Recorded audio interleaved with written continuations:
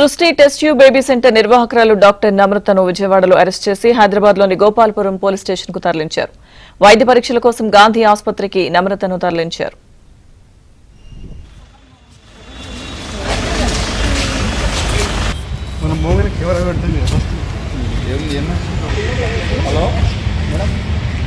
లక్కీగా మా ఏరియా కాదు, అంత పని అయిపోయినాక మా ఏరియా కాదు.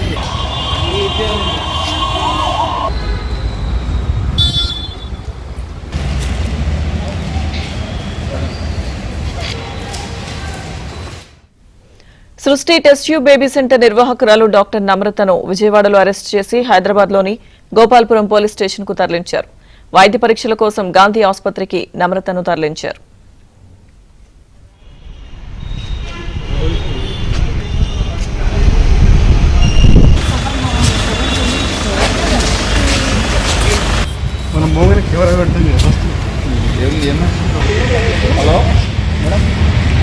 లక్కీగా మా ఏరియా కాదు, అంత పని అయిపోయినాక మా ఏరియా కాదు.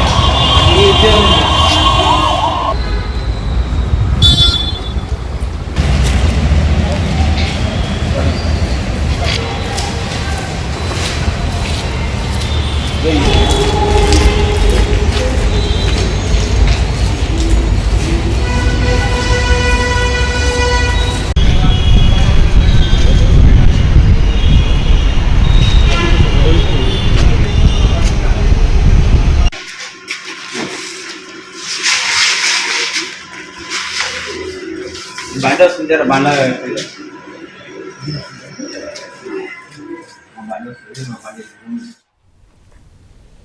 Srushti test tube baby centre doctor Namrata అరెస్టుకు సంబంధించిన పూర్తి సమాచారం మా క్రైమ్ కరెస్పాండెంట్ మణికంఠ అందిస్తారు. మణికంఠ,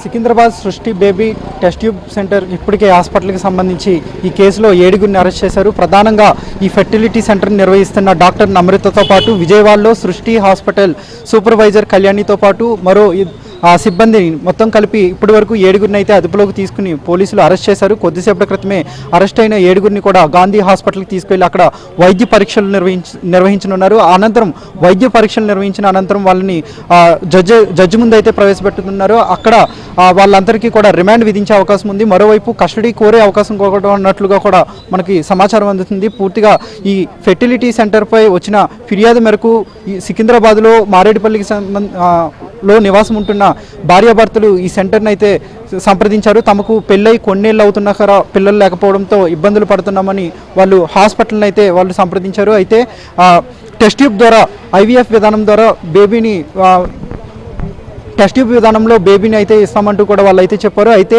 తన భర్తకు బదులుగా వేరొక వ్యక్తి వీర్యాన్ని తన పిండంలో ప్రవేశపెట్టడంతో ఆమెకు కొన్ని ఏళ్ల తర్వాత బాబు పుట్టిన 2 సంవత్సరాల తర్వాత తీవ్ర అనారోగ్యాలకు గురయ్యాడు. అయితే వైద్య పరీక్షలకు తీసుకువెళ్ళగా అక్కడ ఆ బాలుడికి వైద్య పరీక్షల్లో క్యాన్సర్గా నిర్ధారణ అయింది.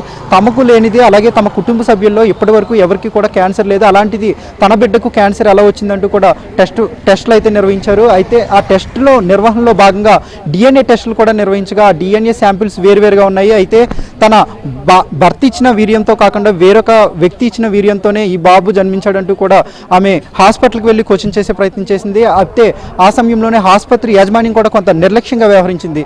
దీంతో వాళ్ళు ఆ దంపతులిద్దరూ కూడా గోపాలపురం పోలీస్ స్టేషన్లో ఆశ్రయించారు. కేసు నమోదు చేసుకున్న పోలీసులు నిన్న శనివారం సుమారుగా మధ్యాహ్నం నుంచి అర్ధరాత్రి 1 గంట దాటిన వరకు కూడా పూర్తిగా సోదాలు చేశారు. ఎలాంటి అనుమతులు ఉన్నాయి, ఈ టెస్ట్ ట్యూబ్ మొత్తం ఈ ఫెర్టిలిటీ సెంటర్కి ఏ అనుమతులు ఉన్నాయి, ఎప్పుడు ఈ హాస్పిటల్ని ప్రారంభించారని కూడా పోలీసులు అయితే పూర్తిగా రెవెన్యూ శాఖ అధికారులు అలాగే వైద్య శాఖ అధికారులు పోలీస్ శాఖ అధికారులు సంయుక్తంగా ఏర్పడి అర్ధరాత్రి 1 గంట వరకు ఈ సోదాలు అయితే నిర్వహించారు. ఈ సోదాల్లో కూడా పలు కీలక విషయాలు కూడా వెలుగులోకి వచ్చాయి. ఆ సెంటర్కు సంబంధించి అటు స్కానింగ్ వస్తువులు కానీ ఎలాంటి అనుమతులు లేకుండానే అవన్నీ కొనుగోలు చేసి ఇల్లీగల్గా అక్కడ హాస్పిటల్ని కూడా నడుపుతున్నట్లయితే పోలీసులు గుర్తించారు. అలాగే ఈ హాస్పిటల్కి సంబంధించి గతంలోనే కొన్ని ఫిర్యాదులు కూడా వచ్చాయి. ఆ ఫిర్యాదుల నేపథ్యంలో పూర్తిగా ఆ ఫిర్యాదులు వచ్చినప్పుడు కూడా హాస్పిటల్ మూసివేశారు. అయితే హాస్పిటల్ మూసిన తర్వాత మరొక వ్యక్తితో నమ్రత కాకుండా మరొక వైద్యురాలు పేరుతో మళ్ళీ తిరిగి అదే హాస్పిటల్ ప్రారంభించారు. సుమారు ఒక్కొక్క IVF విధానానికి 30 లక్షల రూపాయలు డిమాండ్ చేసినట్లుగా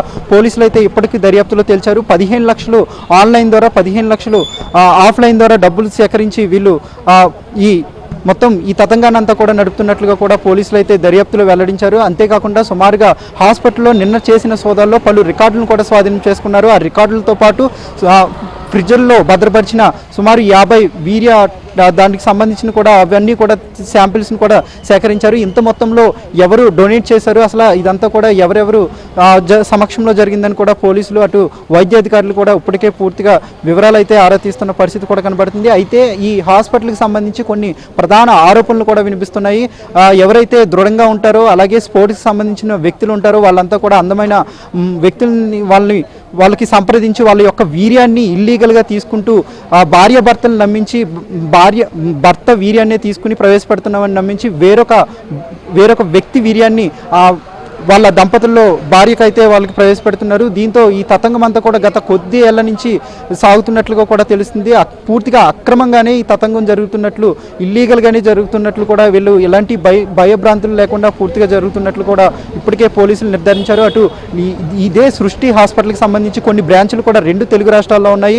నెల్లూరు, విజయవాడ అలాగే విశాఖపట్నంలో కూడా ఇప్పటికే హైదరాబాద్కు సంబంధించిన టాస్క్ ఫోర్స్ పోలీసులు అక్కడికి చేరుకున్నారు.